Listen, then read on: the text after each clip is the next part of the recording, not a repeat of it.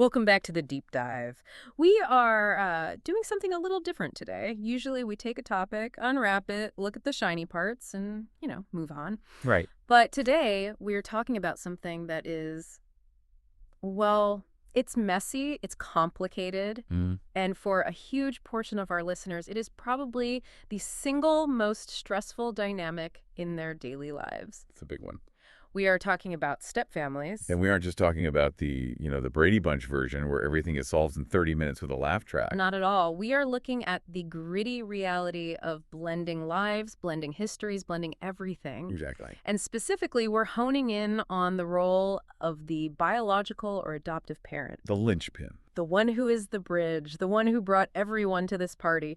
We have a massive stack of research today, but it's all centered on one systematic review. It's a really comprehensive one. It's called Effective Parenting in Stepfamilies: Empirical Evidence of What Works. It was published in Family Relations back in 2022 by Caroline Sanner and her team. And when you say systematic review, it's important to understand what that means. This isn't just one study. No. It's a beast. They didn't just run one survey. They combed through 37 different empirical studies spanning decades. Wow. All to answer one core question. In the chaos of a new family formation, what can a parent actually do? What are the specific actions they can take to ensure their kid doesn't just survive, but actually thrives? And I think that's the key word, right? Thrives, not just gets through it. Not just damage control. Okay, so before we dive into the how-tos, we have to look at the what is, because the numbers here, I knew stepfamilies were common, but the data in this report is frankly staggering. It really forces you to rethink what normal is in family life today. Completely. Yeah. The report cites that 24% of first unions, so that's your standard first marriage or first time living together. Right. 24% of those eventually form stepfamilies. Okay, that's 1 in 4. I can wrap my head around that. Sure. But then you look at second unions, people getting remarried or repartnering. The number jumps. It doesn't just jump, it skyrockets. 65%. 65. So 2 out of every 3 second unions involves a stepchild. And then third unions, it goes up again, 74%. It's this incredible compounding effect. It is, and it makes me wonder, are we just getting worse at this? Or is the very definition of family just becoming that much more fluid? Because 74% feels, that's the overwhelming majority. It is high, but you have to think about the life cycle of modern relationships. People are living longer. Sure. Divorce is more accessible and, less stigmatized than it was 50 or 60 years ago. Remarriage is common. So just more opportunity for these structures to form. Exactly. And the report notes that by the time American children reach adulthood, more than 4 in 10, so over 40%, will have at least one step relative. That's nearly half the population. Nearly half. So if you're standing in a room with 10 people, 4 of them are actively navigating this dynamic right now or have in the past. Precisely. And that's why the entire premise of this deep dive is so important. Because for decades, the fields of sociology and psychology, they kind of treated stepfamilies as an anomaly. As the exception to the rule. Exactly. Yeah. The research was almost obsessed with what they called the deficit model. The deficit model, that sounds delightful. It's exactly what it sounds like. Researchers would set up these studies basically asking how much worse off are stepkids compared to kids in first marriage, biological families. Oh, wow. So the premise was failure. The premise was pathology. They were actively looking for what was broken. They were measuring the deficits. So the baseline assumption was basically this is damaged goods, and the job of the research is just to measure the extent of the damage. In a nutshell, yes. And look, we have to be honest here. The data does show risks. That's undeniable. We know that children in stepfamilies, statistically, face higher risks of behavioral issues, of academic struggles, emotional volatility. That is in the data. And that makes sense, right? It's the stress. You're moving houses, maybe changing schools, new rules, new people. It's what the researchers call the cascade of transitions. A cascade of transitions. I like that phrase. It captures it perfectly. It's not just one change. It's a domino effect of instability that can be really unsettling for a child. But here's the problem with all that old research. Okay. It doesn't actually help you. If you are a parent right now and you're staring at a sullen teenager on the couch and a stressed out new spouse in the kitchen, Yeah. knowing that you are statistically at risk for negative outcomes doesn't give you a single tool to fix it. It's just depressing. It's like a doctor saying, well, you're at high risk for a heart attack. Good luck. It's paralyzing. Okay. So Sandra and her colleagues, they completely flipped the script. They adopted what they called a normative adaptive perspective. Okay, break that down for us. Normative adaptive. It's simpler than it sounds.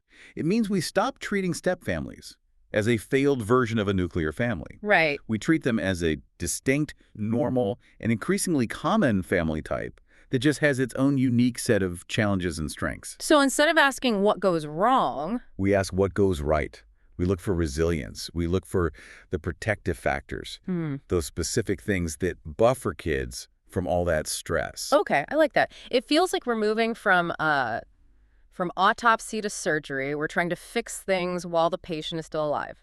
That is a great way to put it. It's about proactive strategies, not reactive problem listing. So the review, it breaks all of this down into 5 specific domains of effective parenting.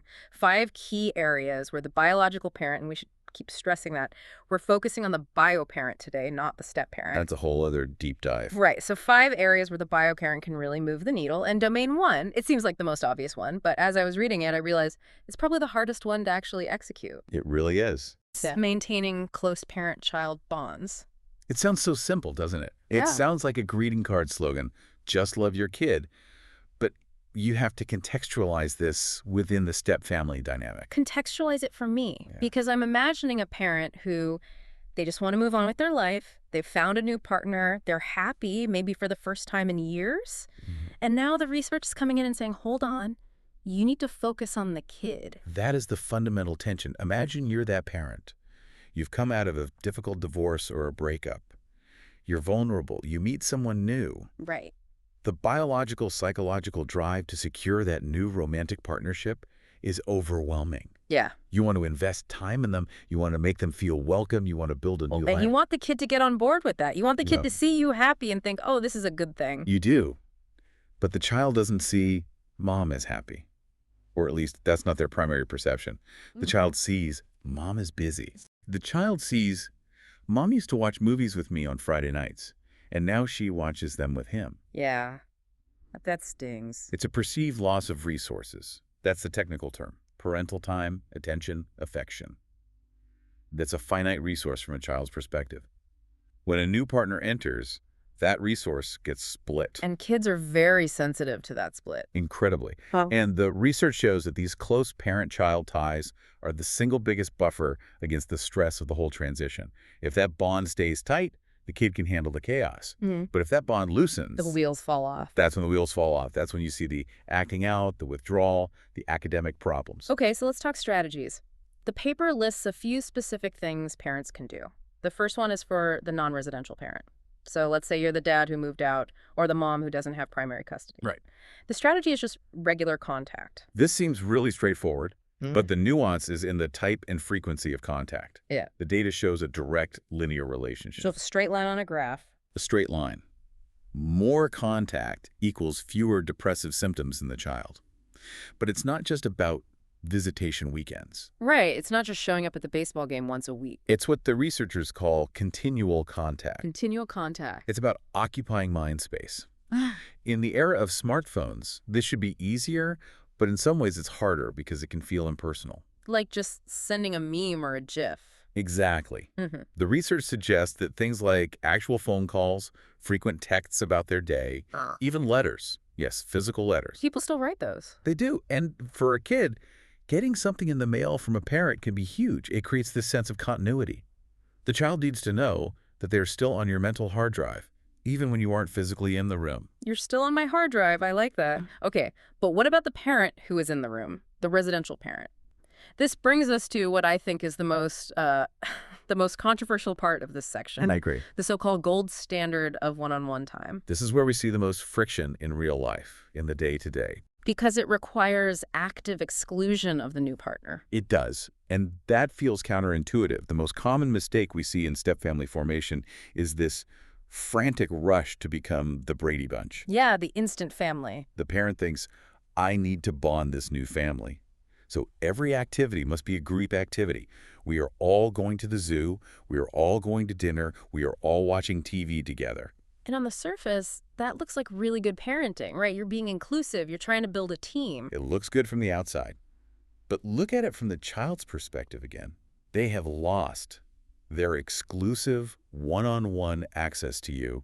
If every single time they want to talk to you about something important, the new step-parent is sitting right there on the couch, You're just not going to say it. they will shut down. They won't share the vulnerable stuff. They won't talk about the fight they had with their friend or the crush they have or the fears they're feeling. So the advice is to actively, intentionally exclude the step-parent from certain activities. Yeah. I mean, that sounds harsh. I can just hear the arguments in the kitchen now. Why can't I come? Are you ashamed of me?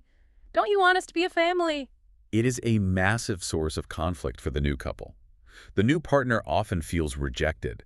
They feel, I'm trying so hard to be part of this family and you're actively pushing me away. Yeah. But the biological parent has to hold the line here. They have to be the one to explain it. The research is absolutely crystal clear. Guarded, intentional one-on-one time, without the step-parent, without the step-siblings, it is non-negotiable for the child's well-being. But it doesn't have to be like a big trip to Disney World, though, right? No, and actually, the low-stakes, boring stuff is often better. This study specifically highlights what they call instrumental activities. Instrumental activities, what does that even mean? Like playing the piano? No, it means activities that have a purpose other than just having fun. Think grocery shopping, driving to and from soccer practice, folding laundry together, running errands. Really? Folding laundry counts as quality time. That feels like a stretch. Think about the dynamic of a car ride, especially with a teenager. Okay. You aren't making direct eye contact. You're both looking forward at the road. There is a rhythm to the movement. There's less pressure. That is often when kids, especially boys, will open up and talk. That's so true. The side-by-side conversation. Now imagine the step-parent is in the passenger seat. Yeah. Does that conversation happen? No way. The dynamic changes completely. The kid just puts their headphones on. Exactly. But if it's just the two of you, that old us, that original team, it comes back, even if it's just for that 10-minute drive. And that reassures them. It reassures them that they haven't been completely replaced by this new person. It anchors them. It communicates the fundamental architecture of our relationship is still standing, even though the house around it has been renovated. That's a great analogy. I want to touch on the third strategy in this domain really quickly, warmth and affection. The study mentioned something that surprised me, which was reading. And not just to toddlers. This is a fascinating detail. We usually think of reading to kids as something we do until they can read for themselves. Right. Then we stop. Yeah, around age 6 or 7. But the research showed significant positive outcomes for parents reading together with their kids, even into the 5th and 6th grade. Why is that? Is it about literacy? Helping with school? That's part of it, but the bigger piece seems to be the physical proximity and the shared experience. Ah. Sitting side by side on a couch, your shoulders touching, sharing a single focal point in a book. It's a very calming, shared regulatory experience. It's hard to be angry or anxious when someone you love is reading a story to you. It's a very primal form of connection. It's a very primal form of what the researchers call mattering. That word comes up a lot in this paper, mattering. It's the core psychological need of every child in this situation. Do I still matter to you? Every hug, every private talk, every car ride, every shared book. It's all about answering that one question with a resounding, unwavering yes. Okay, so we're protecting that bond. We're spending one-on-one time, we're reading, we're texting. Now, we enter the absolute minefield. There we go. Domain 2, establishing communication boundaries. This is where good intentions go to die. The researchers call it the openness paradox, which I assume means we think we should be open and honest with our kids, but being too open can completely blow up in our faces. That's it, essentially. In a healthy, stable relationship, openness is almost always a good thing. But in a post-divorce or new step-family dynamic, parents often confuse openness with venting. Or they start treating their child like a peer, like a friend. You won't believe what your dad did today. That is the poison pill. That is the one thing you cannot do. The expert term for this is communication privacy management. Sounds very corporate. It's a fancy way of saying you need a filter, a very, very thick filter. So let's break this down. Let's start with what we should talk about. The paper calls it child-centered dialogue. This goes right back to that idea of mattering. It's simple.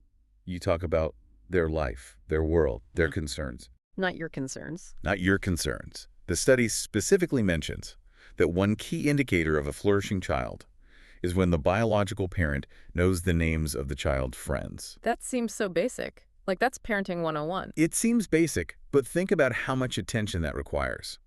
It's a proxy for engagement. If I know that your best friend is Sarah, and that you two had a fight about a TikTok video yesterday, it means I am actively listening to the details of your life. Whereas if I just say, how was school? And you say, fine, and that's the end of it. Then I'm disengaged. Yeah. Stepchildren flourish when the biological parent is an expert on the child's social biography. The child's social biography. I like that. Okay, so we talk about Sarah, we talk about the math test, we talk about their life. Now, what do we not talk about? The so-called restraint rule. You do not talk about the circumstances of the divorce. You do not talk about the ongoing custody battle or financial arguments. And you absolutely, under no circumstances, talk about the personal flaws of the other biological parent. Okay, but wait, let me play devil's advocate here for a second. At least. What if the other parent is actually a disaster? What if they're consistently late for pickups, they're rude, they're missing child support payments? Don't you owe it to the kid, to be honest? Dad isn't here to pick you up because dad is irresponsible. No, you don't. And this is so hard for parents to accept, but the research is clear. Here's why. It's what's known as the caught-in-the-middle effect. Okay. When you criticize the other parent in front of the child internalizes that criticism. A child understands on a deep level that half of their DNA comes from that other person. Right. So if you say your dad is a lazy, irresponsible loser, the child hears, the part of me that is my dad is a lazy, irresponsible loser. Wow. That is heavy. It is profoundly traumatic. The child does not want to be your confidant. They do not want to be your ally in your war against your ex. They do not want to carry your emotional baggage. The paper has this great simple line, at their core, the children are just children. And we forget that.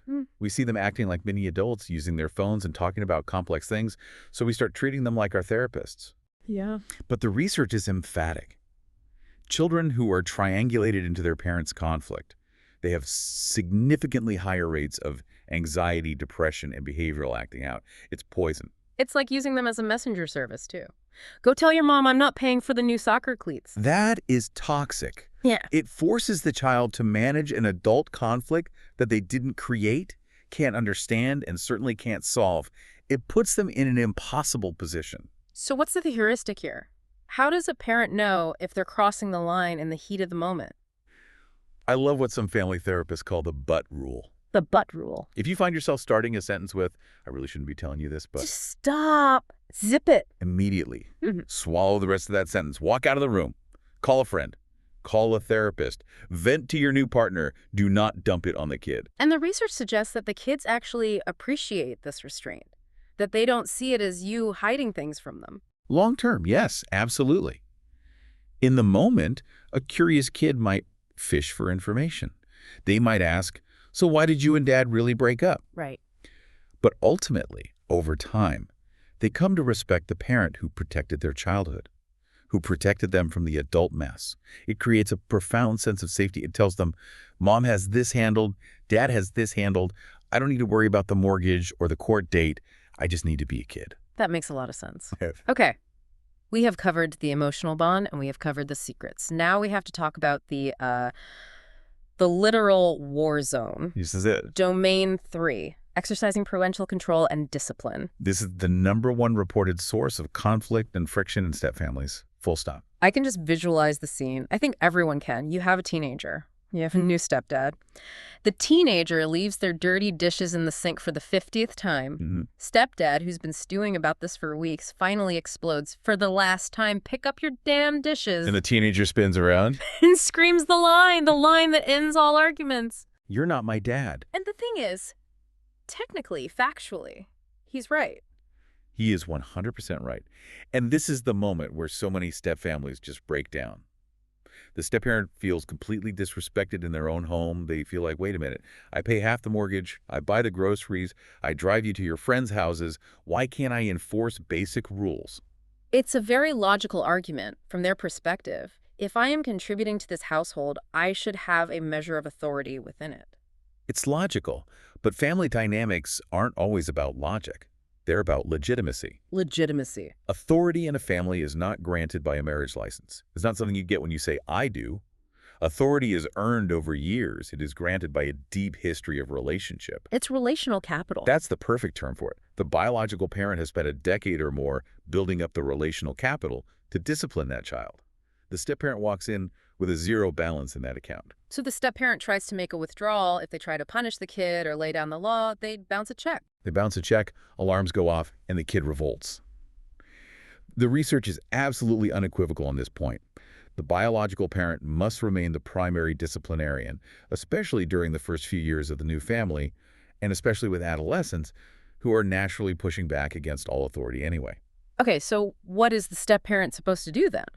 Just stand there and silently watch the chaos unfold, let the kid walk all over them? No, that's the other extreme. And disengagement is also bad for the family.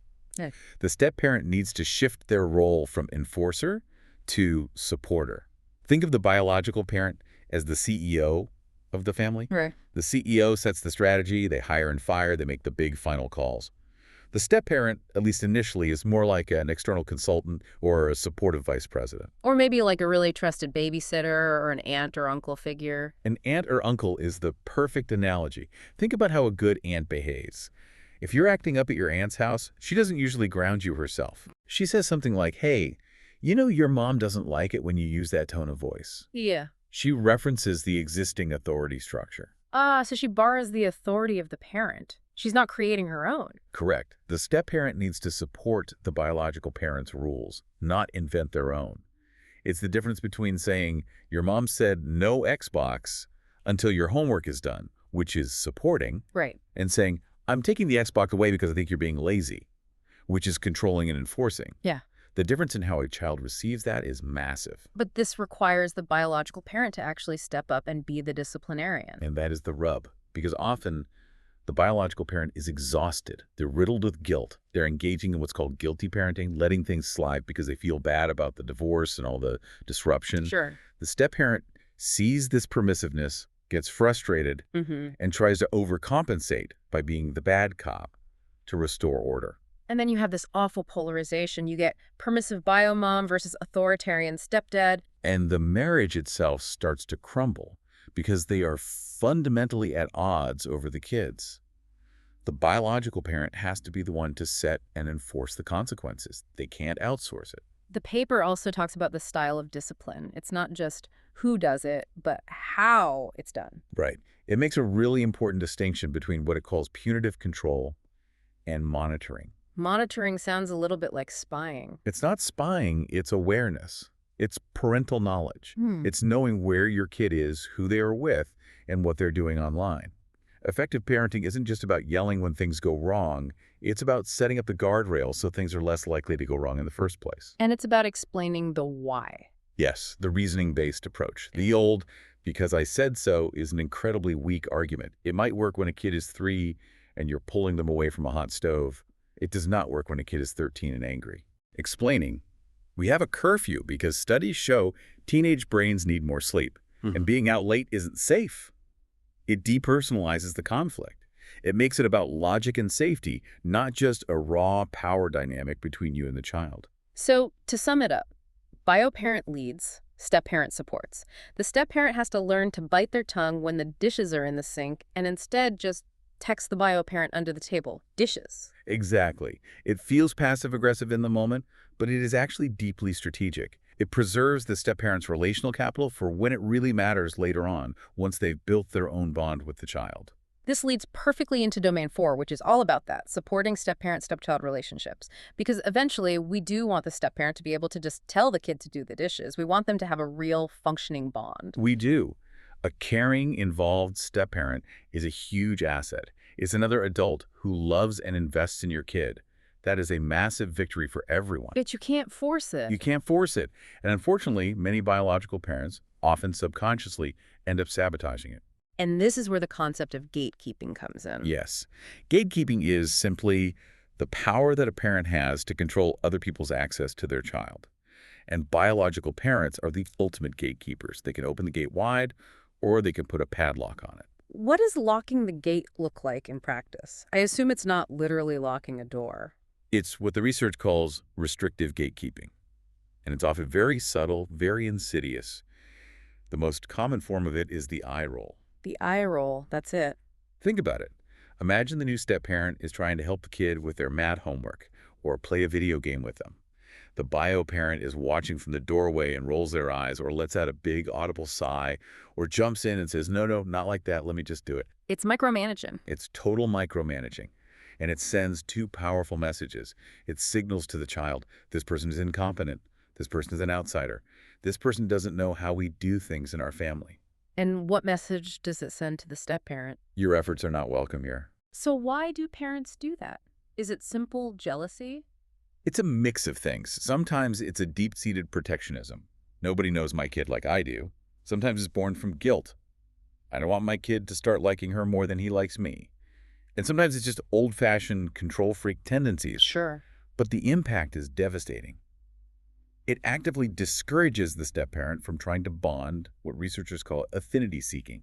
It tells them, don't bother trying, and it tells the kid, don't bother connecting with this person. So the goal, obviously, is gate opening. It's about being a facilitator. Yeah. About actively validating the step-parent's effort. Saying to the child, in private, hey, wasn't it really cool that John took the time to take you to the park today? It's framing the step-parent as a positive addition, a resource. And this is what creates the spillover effect. This is the good news in all of this. The research is very consistent that the quality of the relationship between the bio-parent and the child spills over to the step-parent. It's like an endorsement. It's the ultimate endorsement. If I trust my mom more than anyone, and my mom clearly trusts and respects this new guy, then maybe I can start to trust this guy too. It's a referral from a trusted source. Exactly. But there's a huge trap here too. It brings us back to that triangulation trap we talked about earlier. Right, the parent becoming the referee. Or the permanent translator. This is when the bio-parent becomes the only channel of communication. The step-parent comes to them and says, can you please tell your son to clean his room? And then the son comes to them and says, can you tell your husband he's really annoying? And the bio-parent just runs back and forth between rooms delivering messages. It is exhausting. And it's completely counterproductive because the step-parent and the child never actually talk to each other. They never have to resolve a conflict. They never build their own dynamic. They're not in a relationship with each other. They're both just in a relationship with the parent. So what's the solution? You have to force yourself to step out of the middle. You have to actively and intentionally remove yourself from the middle. You have to encourage direct, respectful communication. I hear that you're frustrated with John's new rule. You should go talk to John about how you're feeling. That sounds absolutely terrifying for a parent. What if they get into a huge fight? Let them fight. Within reason, of course. We're not talking about screaming matches. But authentic relationships have conflict. They have disagreements and negotiations. If you sanitize every single interaction between them, they will never be real to each other. They will just be two strangers living in a house that is managed by you. Wow. That's a really powerful reframing. You think you're protecting them, but you're actually preventing them from forming a real bond. Right? You are stunting the relationship's growth. Okay, so that brings us to the final domain, domain 5, facilitating step-family cohesion. This is the we factor. This is the long game. This is about how we take all these disparate parts, two family histories, two sets of inside jokes, two different ways of celebrating holidays, and make a new, cohesive whole. And the answer, which seems almost comically simple, appears to be dinner. It sounds like a cliche, but the power of the family meal is probably the single most robust and consistent finding in all of family science. Why, though? What is it? Is it the nutrients in the casserole? What's the magic here? It's the structure. It's the ritual. It is a predictable, reliable time in an otherwise chaotic day where everyone is in the same space doing the same thing with the screens off. A forced pause. A forced pause. And the research shows that the frequency of shared family meals correlates with basically everything we want for our kids. Yeah. Better grades, lower rates of drug and alcohol use, better mental health, higher self-esteem. And there was a weird little nuance in the research about cohabiting families versus married families, wasn't there? Yes, this was fascinating. The positive effect of the family meal was shown to be even stronger for cohabiting stepfamilies. So couples who are living together but aren't legally married. Why on earth would that be? Well, the theory is that marriage itself provides a kind of legal, formal structure. It's a container. The act of getting married says, we are a family now. Right. Cohabiting couples lack that external legal container. So the daily ritual of the meal becomes the container. It provides the stability and the identity that the legal status doesn't. It's the act that proves we are a family because there's no piece of paper that does. Yes, we eat together, therefore we are a unit. But, and I feel like there's a but, at the end of every one of these domains, there is a huge warning label on this idea of cohesion, isn't there? A giant flashing red warning label, do not force it. This is the instant family problem, the Brady Bunch fantasy. If you try to force family game night, and forced family vacations, and forced togetherness before those foundational one-on-one bonds are secure, it will backfire spectacularly. The kid will just reject it completely. They will feel suffocated. They will feel like this new we is trying to erase the me and my relationship with my parent. You cannot build the second floor of a house, which is the stepfamily identity, until the foundation, which is the parent-child bond, is fully cured and rock solid. So just to be crystal clear, one-on-one time has to come first. Family time, group time, that comes second. Always, without exception. This all sounds, it sounds incredibly difficult. We're asking these parents to be diplomats and disciplinarians and romantic partners and child therapists all at the same time. It is the ultimate juggling act. The paper actually uses the theory of relational dialectics to describe it. Okay, more fancy words. Translate that for us. It just means that relationships are not static things. They are a constant process of managing opposing forces, contradictions that pull you in different directions at the same time. Give me an example. Okay, the most obvious one is autonomy versus connection. You want to be close and connected as a family unit, connection. But individuals also need their own space and their own separate relationships, autonomy. And in a step family, that's the tension between family time and one-on-one time? Precisely. You can't just pick one and stick with it. An effective parent is constantly toggling between them, managing that tension day by day. Okay. What else? What's another tension? Openness versus closedness. We just spent 10 minutes talking about this. I want to be open and honest with my kid, but I also need to maintain boundaries and keep secrets to protect them from adult drama. That is a tension that never goes away. You're constantly recalibrating that filter. And then there's the big one, the one that I think is at the core of the child's experience, loyalty versus new bonds. This is the heart of the child's struggle. Can I like my stepdad? Can I love my stepdad without betraying my real dad? A loyalty bind. It's a terrible bind. And the biological parent has to actively manage this tension. They have to give the child verbal and nonverbal permission to like the new partner, while constantly reassuring them that their loyalty to their other bio parent is safe and sacred. That is a very delicate tightrope walk. It is. And the biological parent is the linchpin. They are the fulcrum. The entire emotional structure of the family rests on their ability to balance these competing tensions. It's an immense pressure. I want to take a pause here and ask about the people who might have been left out of this study. We mentioned at the top that this was a review of 37 studies. Who were they studying in those papers? This is a critical limitation, and the authors are very transparent about it.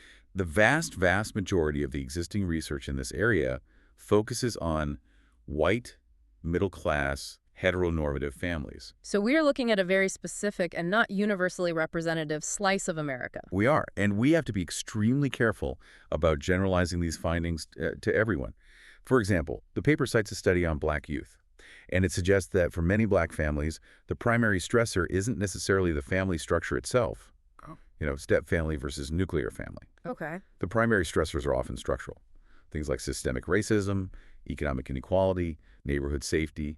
So in that context, the fact that mom has a new partner might not be the defining crisis of that child's life. There are bigger things to worry about. Exactly.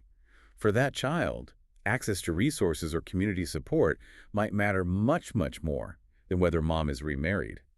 Resilience against structural oppression might look very different than resilience against family transitions. We desperately need more research that looks at diverse family structures to really understand these nuances. That's a very important point. Context is king. Always. Okay, so let's try to wrap this up with a synthesis. If I'm a parent listening to this right now and I'm feeling completely overwhelmed by all these tensions and rules, what are the big headlines? What are the 4 things I should tape to my refrigerator? Okay. Headline number 1. Protect the one-on-one time at all costs. It is the anchor. Even if it's just 15 minutes in the car driving to school, do not let the new romantic relationship completely swallow the old parent-child relationship. Got it. Headline 2. You are the sheriff. The step-parent is the deputy. You, the biological parent, must do the heavy lifting on discipline, especially early on. Do not abdicate or outsource the hard stuff. Headline 3. Keep the gate open, but keep your mouth shut. be a facilitator. Encourage the bond with the step-parent. But never, ever use your child as a messenger, a confidant, or a therapist regarding your ex-partner. And finally, the fourth headline. Don't force the blend. Let the we of the new family grow slowly, organically. Eat dinner together, create small rituals, but don't demand instant love or a perfect family portrait overnight. You know, as we talk through all of this incredible complexity, I'm struck by a final thought. We usually talk about step families as a plan B. We compare them to the idealized nuclear family, and, we find them That's wanting. the deficit model we started with. Exactly. But think about the skills that we have just spent the last hour describing. Negotiating complex boundaries, managing privacy and openness, resolving conflict without triangulation, balancing competing loyalties. These are incredibly high-level emotional intelligence skills. This is not easy stuff. It's expert-level stuff. So here's the thought. If a child grows up in a home where they see the adults in their life doing this, successfully navigating these really hard, complex tensions with respect and care and communication, are they actually better prepared for the messy reality of the real world than a kid from a perfect nuclear family who never saw conflict, never had to negotiate a boundary? That is the provocative question, isn't it? Is the step-family, when done well, actually a crucible for resilience? If you can successfully navigate a step-family, you can probably navigate a corporate boardroom, a difficult political negotiation, or a complex marriage of your own down the line. Maybe the complexity isn't a bug. Maybe, just maybe, it's a feature. I like that. A feature, not a bug. Something to chew on. I To all the parents, all the linchpins out there, good luck. You've got this. Thanks for listening to The Deep Dive. See you next time.